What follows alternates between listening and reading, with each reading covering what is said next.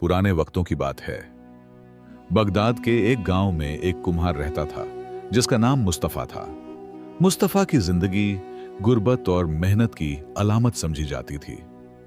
उसकी झोपड़ी गांव से बाहर एक नदी के किनारे पर बनी हुई थी। मुस्तफा के वालिद का साया उसके बचपन ही में उठ गया था।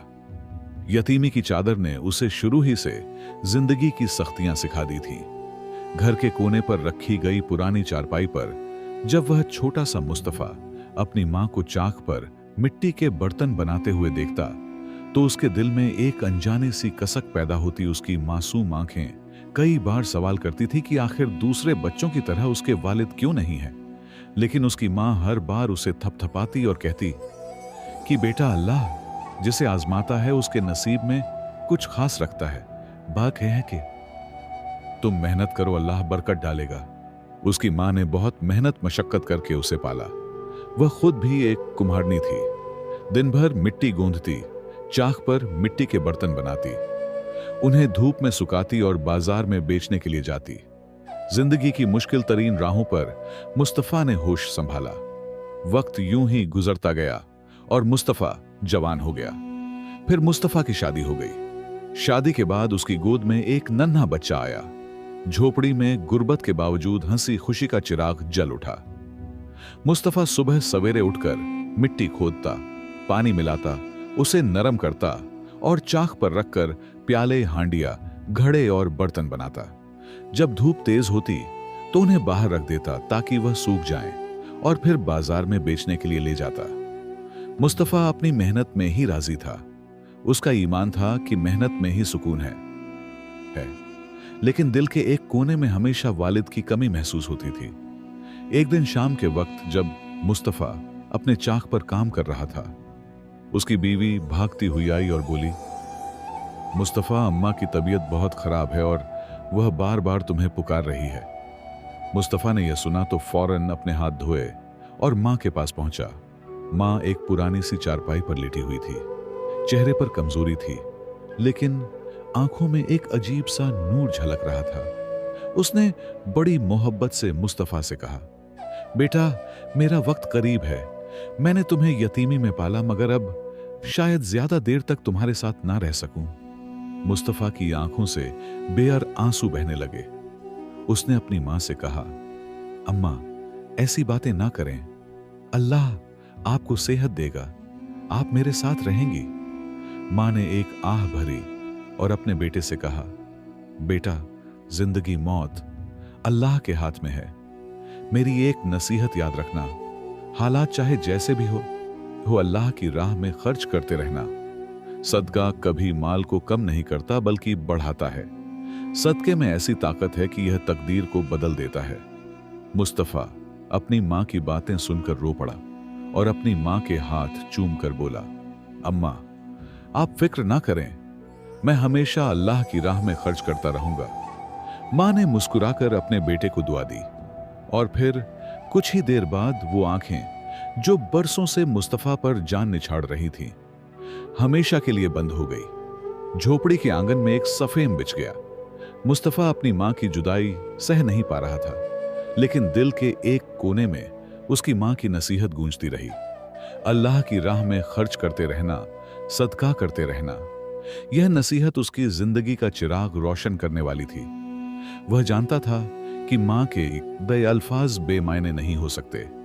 वो मां की कब्र पर फातिहा पढ़कर जब घर वापस आया तो उसके चेहरे पर आंसुओं के साथ एक नया आज़म भी था।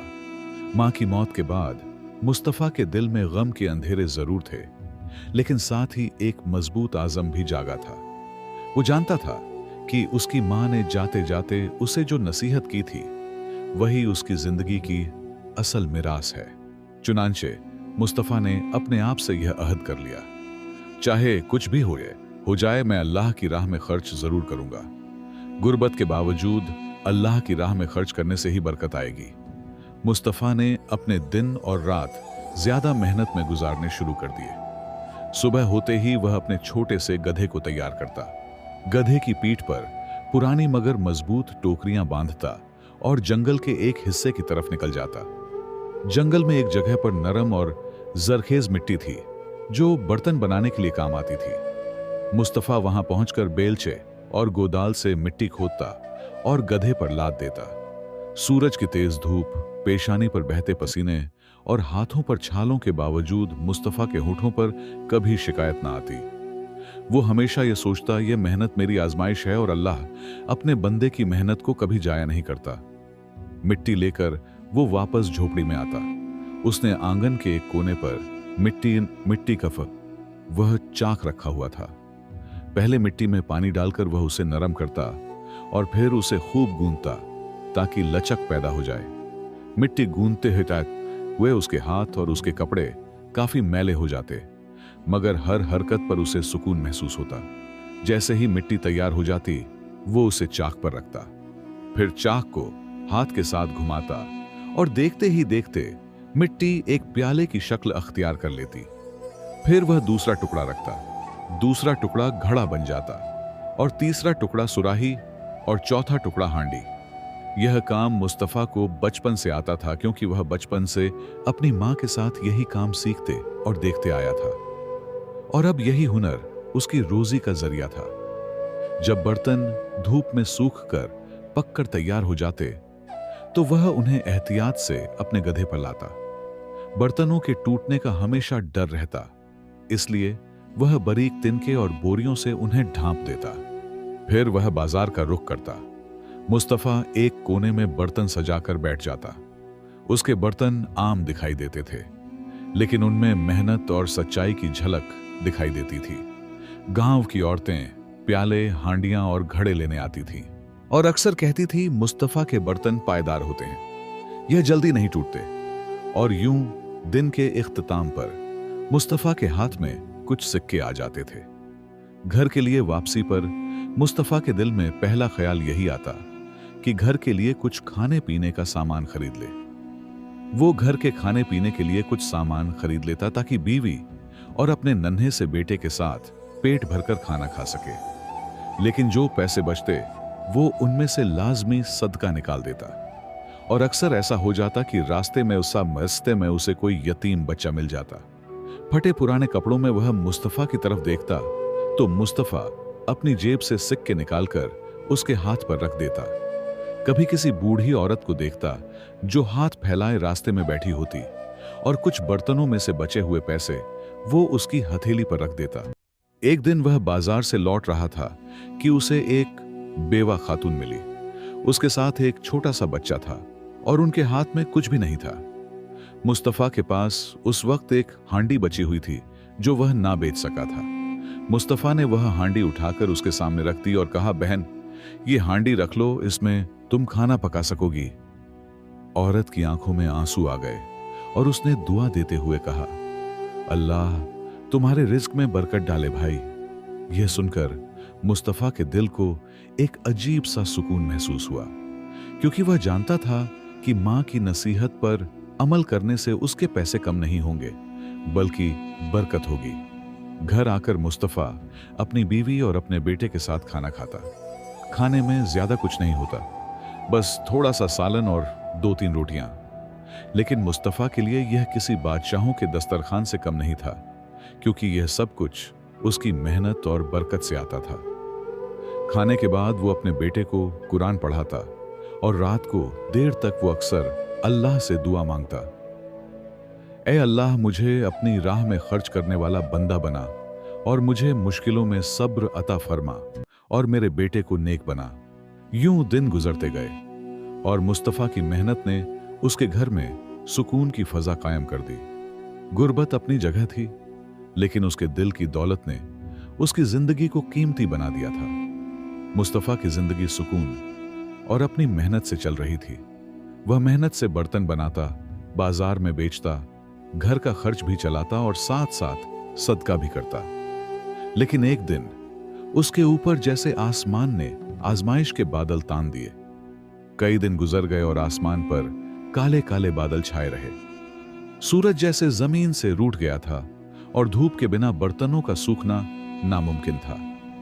मुस्तफा ने जितने भी बर्तन बनाए वो धूप के बगैर आंगन में कच्चे ही रह गए। वो जानता था कि अगर धूप न निकली तो सारी मेहनत जाया हो जाएगी।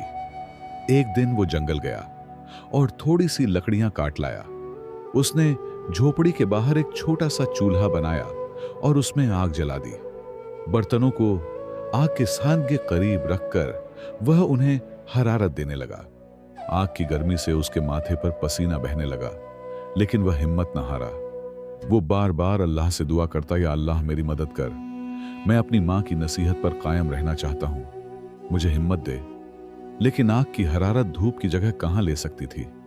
बर्तन सूखने की बजाय कभी टूट जाते और कभी कच्चे रह जाते, और यूं एक पूरे हफ्ते की मेहनत का बस थोड़ा सा फल उसके हाथ आया।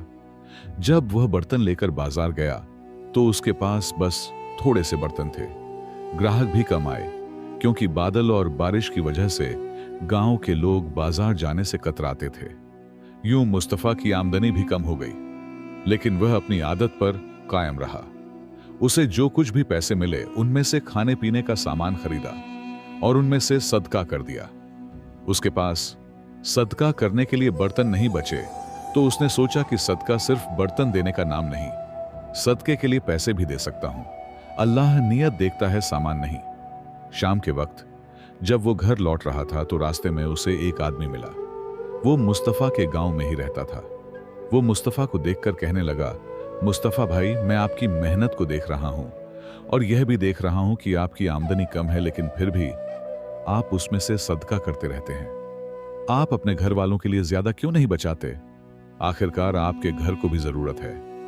मुस्तफा ने मुस्कुराकर जवाब दिया, भाई, जो रिज्क मेरी किस्मत में लिखा है वह मुझे जरूर मिलेगा। सदका करने से रिज्क में कमी नहीं आती, बल्कि बरकत बढ़ती है। मेरी मां ने आखिरी सांसों में मुझे यही नसीहत की थी, मैं कैसे उसे छोड़ सकता हूं? मुस्तफा ने हैरत से उसकी तरफ देखा और खामोश हो गया। मुस्तफा जब घर आया तो उसकी बीवी ने खाने की थाली उसके सामने रखते हुए कहा, मुस्तफा, हमारे हालात पहले जैसे नहीं रहे। हमारी आमदनी कम हो गई है और आप फिर भी उसमें से कुछ हिस्सा सदका करते रहते हैं। कहीं ऐसा ना हो कि हमारे बुरे दिन शुरू हो जाएं। मुस्तफा ने अपनी बीवी की तरफ देखा। उसकी बात में वजन था, लेकिन मुस्तफा के दिल में अब भी उसकी मां की नसीहत गूंज रही थी। वो आहिस्ता से बोला, मैं सदका देना नहीं छोड़ सकता। अगर हम अल्लाह की राह में खर्च करेंगे तो वह हमें कभी तन्हा नहीं छोड़ेगा। मां ने यही कहा था कि सदका मुसीबतों को टालता है और रिज्क में बरकत डालता है। बीवी यह सुनकर खामोश हो गई, लेकिन उसकी आंखों में फिक्र नुमाया थी। उस रात मुस्तफा काफी देर तक जागता रहा। उसने मुसल्ला बिछाया और सजदे में गिर गया। उसके आंसू बहने लगे और वह गिड़गिड़ाकर दुआ मांगने लगा। दे में तकुम, मेरे रब, बहुत तू जानता है कि मैंने अपनी मां की नसीहत को कभी छोड़ा नहीं। तू जानता है कि मेरे पास ज्यादा कुछ नहीं, मैं फिर भी तेरी राह में सदका करता हूं। या अल्लाह, मेरी मदद कर, मेरे रिज्क में बरकत अता कर, मेरे घर वालों पर अपनी रहमत फरमा और हमें इस आजमाइश से निकाल। रात का सुकूत झोपड़ी पर छा गया था और बाहर बारिश की हल्की हल्की बूंदें गिर रही थी। मुस्तफा के आंसू सजदे की जमीन पर गिरे और दिल में एक अजीब सा सुकून छा गया। वह जानता था कि अल्लाह पाक आजमाइशों में जरूर डालता है, लेकिन साथ ही साथ वह सब्र करने वालों के लिए आसानियां भी पैदा करता है। जब मुस्तफा सुबह उठा तो उसके दिल में एक अजीब सा सुकून था। हर रोज जब वो घर से निकलता तो आसमान पर काले बादल छाए रहते और दिल पर उदासी का बोझ डाल देते।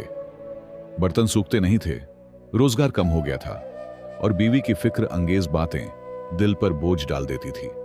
मगर आज जैसे ही उसने खिड़की खोली तो रोशनी की किरणें उसके चेहरे पर पड़ी। उसके दिल से बेख्तियार शुक्र के अल्फाज निकले, या अल्लाह, तेरा शुक्र है कि तूने अपनी रहमत का दरवाजा खोला। उसने वजू किया और 2 नफल अदा किए। उसका दिल इत्मीनान से भरपूर था। उसने दुआ मांगी, ऐ अल्लाह, मेरी मेहनत में बरकत फरमा, मुझे सदके की राह से कभी महरूम न कर और मेरे बच्चों के लिए खैरो बरकत अता फरमा। नमाज के बाद उसने बीवी और बच्चे को खुशदिली से बताया कि आज सूरज निकल आया है और वह जंगल से मिट्टी लेने के लिए जा रहा है। बीवी के चेहरे पर मुस्कुराहट आ गई। उसने अपने गड्ढे को तैयार किया। गोदाल और टोकरियां संभाली और जंगल की तरफ रवाना हो गया। जंगल में दाखिल होते ही उसने महसूस किया कि सब कुछ धुलकर निखर गया है। कई दिनों की बारिश के बाद मिट्टी नरम हो गई थी। उसने कई जगह पर गोदाल मारी, मगर कहीं मिट्टी सख्त और कहीं खुरदरी थी। मगर अचानक उसकी नजर एक छोटे से टिल्ले पर पड़ी। वो जगह बाकी जगहों से अलग लग रही थी। मिट्टी कुछ ज्यादा नरम, हमार और रंग में भी कुछ ज्यादा ही नायाब लग रही थी। मुस्तफा के दिल में एक अजीब सा तजस्सुस जागा। यह जगह बाकी जगहों से अलग क्यों है? शायद यह जगह दूसरी जगहों से अलग हो। उसने गोताल चलाई। पहली जरब के साथ ही मिट्टी बिखर गई। मुस्तफा खुश हुआ और ज्यादा जोर के साथ गोदाल चलाने लगा। अचानक उसकी गोदाल किसी सख्त चीज से टकराई। आवाज ऐसी थी कि जैसे उसकी गोदाल किसी लोहे या सख्त चीज से टकरा गई हो। अचानक मुस्तफा का दिल जोर जोर से धड़कने लगा। उसने आसपास की मिट्टी हटाई। अचानक उसके सामने लोहे का एक पुराना सा संदूक निकल कर आया। उसके हाथ कांपने लगे। यह क्या है? यह किसी ने दफनाया था या यह कोई पुराना राज है? बड़ी मुश्किल से उसने संदूक को बाहर निकाला और गड्ढे के करीब रखा। संदूक भारी था, लेकिन उसके दिल की धड़कन उससे भी ज्यादा भारी हो चुकी थी। वो बार बार अल्लाह का नाम लेता रहा, या अल्लाह खैर फरमा। जब उसने संदूक खोला तो हैरत से उसकी आंखें फट गई। अंदर से सोने के सिक्के, चांदी की डलियां, कीमती जेवरात और न जाने क्या कुछ था। वो लम्हा उसके लिए किसी ख्वाब से भी ज्यादा कीमती था। मुस्तफा के हाथ कांपने लगे, आंखों से आंसू बहने लगे और वह वहीं पर सजदे में गिर गया। ऐ अल्लाह, ये तेरी करम नवाजी है।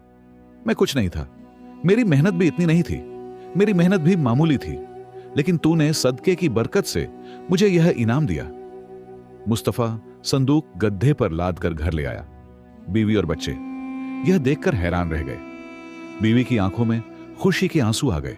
मुस्तफा ने कहा कि यह तुम्हारे या मेरे जोर की बात नहीं, यह सब अल्लाह की बरकत और अल्लाह का फजल है। उस दिन से मुस्तफा की जिंदगी बदल गई।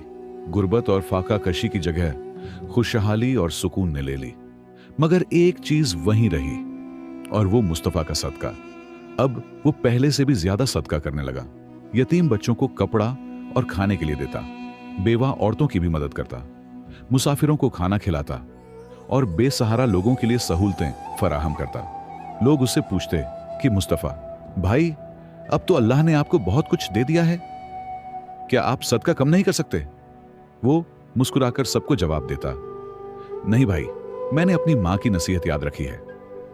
मैं सदके को कभी कम नहीं करूंगा, और सदके से कभी माल कम नहीं होता, बल्कि वो माल में बरकत को बढ़ाता है। अगर मुझे यह खजाना मिला है तो वह भी सदके की बरकत से मिला है। और यूं मुस्तफा की जिंदगी बदल गई। वो खुशहाल हो गया, लेकिन आजी कभी ना छोड़ी। उसके घर में सुकून था, दिल में मोहब्बत और जुबान पर अल्लाह का शुक्र।